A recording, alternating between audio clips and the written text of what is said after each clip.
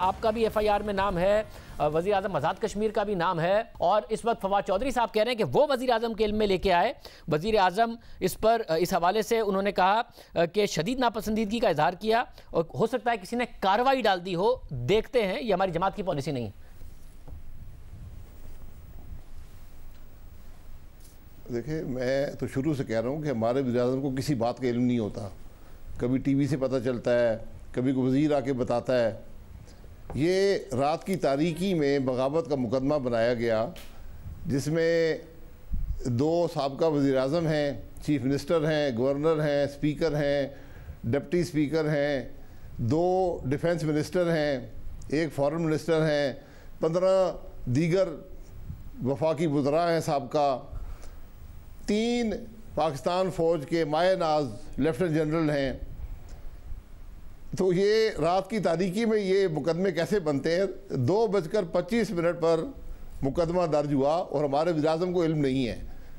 تو میں ان سے گزارش کروں گا کہ چیف منسٹر صاحب سے پوچھ لیں کیا ان کو علم تھا.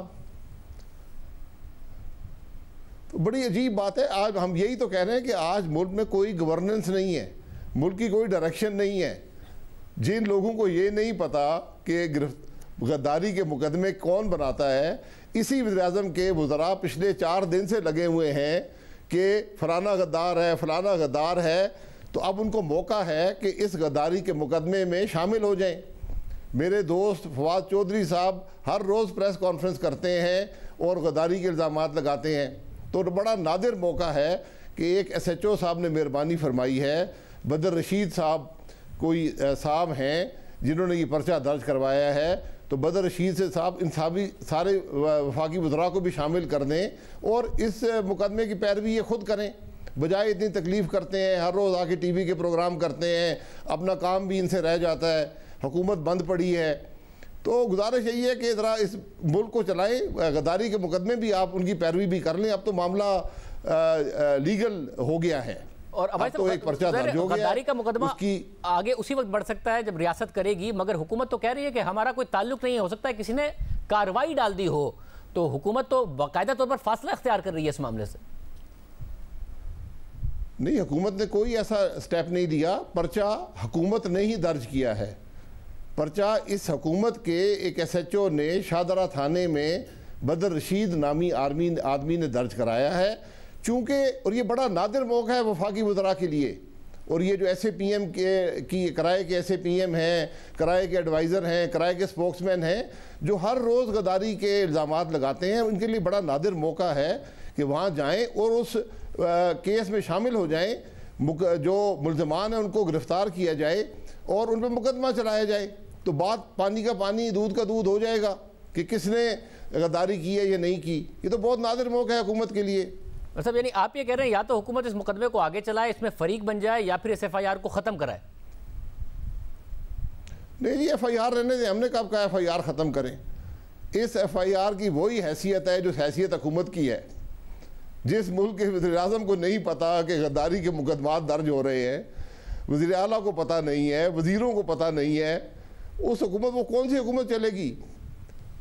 صاحب مگر آپ لوگوں نے ظاہر اپنے جلسوں کا بھی اعلان کر دیا ہے, اور اس جلسوں کے بعد دسمبر تک آپ لوگ جلسے کرتے رہیں گے, پورے پاکستان میں آپ جلسے کریں گے, اس کے بعد کیا کریں گے؟ جی, جلسے اپنا مقدمہ پاکستان کے عوام کے سامنے رکھیں گے. یہ ہم نے اے پی سی میں اعلان کر دیا تھا کہ اکتوبر نومبر میں جلسے ہوں گے, پھر احتجاج ہوگا, ریلیز ہوں گی, اور اس کے بعد ایک لانگ مارچ ہوگا اسلام آباد کی طرف. عوام کو انشاءاللہ ریلیف ملے گی, آپ فکر نہیں کریں. مطلب عوام کو مزید عدم استحکام نہیں ملے گا کہ ملک ویسے ہی کورونا سے بھی گزرا ہے, 2 سال میں معاشی کارکردگی ظاہر نہیں تھی حکومت کی اچھی, مگر آنے والے دنوں میں اور عدم استحکام ہی نہیں ملے گا کہ معیشت اور زیادہ بری ہوگی, سیاسی عدم استحکام کی وجہ سے معاشی عدم استحکام بھی آئے گا ملک میں. ہر برائی کو دور کرنے کے لیے تھوڑی تکلیف برداشت کرنی پڑتی ہے, تو تھوڑی سی تکلیف ہوگی, لیکن ایک بڑی خرابی سے انشاءاللہ آپ کو نجات مل جائے گی. مگر حکومت جائے گی کیسے؟ کیونکہ جیسے میں پہلے بھی آپ سے بات ہوئی کہ ادارے ساتھ کھڑے ہیں, اب آپ کے خلاف ایف آئی آر ہو رہی ہے, حکومت کہہ رہی ہے انہیں بھی پتہ نہیں ہے, ہو سکتا ہے کسی نے کارروائی ڈال دی ہو. ایسے سینیریو میں آپ کو لگتا ہے کہ آپ لوگوں کے لیے کوئی گراؤنڈ بنا ہوا ہے اس حکومت کو گرانے کا؟ دیکھیں, گراؤنڈز کی بات نہیں ہے. جو حکومت ان پاپولر ہو, عوام کے مسائل حل نہ کر سکے، جب عوام کی زبان پہ یہ آ جائے کہ ہماری ان سے جان چھڑائیں، وہ حکومت نہیں رہ سکتی۔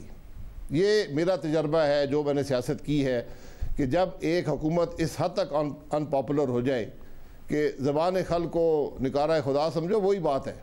مگر نکارہ خدا بڑا واضح ہے۔ مگر بھائی صاحب، شہباز شریف صاحب گرفتار ہو گئے ہیں، نواز شریف صاحب کی آواز میڈیا کے لیے بند کر دی گئی ہے۔ اگر مریم نواز، آپ اور کچھ رہنما بھی گرفتار ہو جاتے ہیں، مولانا فضل الرحمان کے خلاف اب ایسڈ والا جو کیس ہے، ایسڈ بیونڈ مینس کا کیس، اس کی انکوائری شروع ہو گئی ہے، اگر وہ بھی گرفتار ہو جاتے ہیں تو پھر آپ کی تحریک بڑھے گی کیسے آگے؟ دیکھیں، گرفتاریاں کبھی تحریک کو نہیں روکتی۔ تحریک کا ایک مقصد ہوتا ہے، اور وہ مقصد تمام گرفتاریوں سے بالا تر ہے۔ اور گرفتاریاں جو ہوتی ہیں، یہ ایک حکومت کی بزدلی کا اعتراف ہوتا ہے، یہ اس کی شکست کا اعتراف ہوتا ہے۔ آپ دیکھ لیں تاریخ کو، کبھی بھی جیل کی سلاخوں نے حق کی آواز نہیں دبائی۔ آج ہمیں پورا یقین ہے، ہمیں پورا اس بات کا دعویٰ ہے کہ ہم حق کے راستے پر ہیں، عوام کو ریلیف دینا چاہتے ہیں، پاکستان کے مسائل حل کرنا چاہتے ہیں، اور آج جس دلدل میں پاکستان پھنسا ہے اس کو نکالنا چاہتے ہیں۔ تو گرفتاریاں بہت معمولی بات ہے، اس سے حکومت نہیں بچ پائے گی۔